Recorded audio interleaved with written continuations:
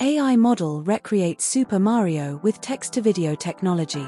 In a fascinating leap for AI and gaming, the MarioVGG project showcases how generative AI can craft a version of the iconic 1985 game, Super Mario Bros., without relying on traditional game code.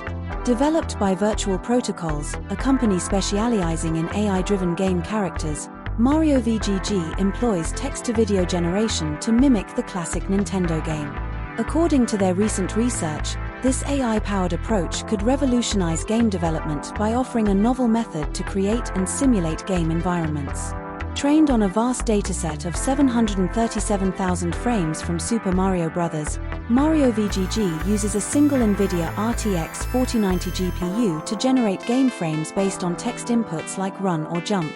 The AI model takes an initial video frame and a textual action prompt to produce a sequence of frames that depict the requested action.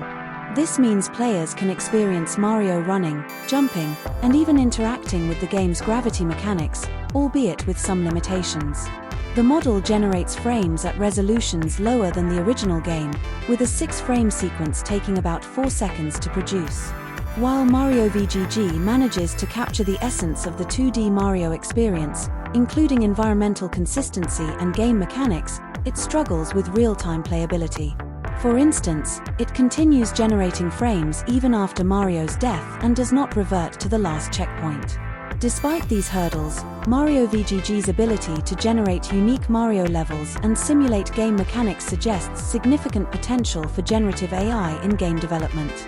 The research highlights that this AI method, using minimal training data and consumer-grade hardware, could pave the way for innovative approaches to creating and interacting with video games.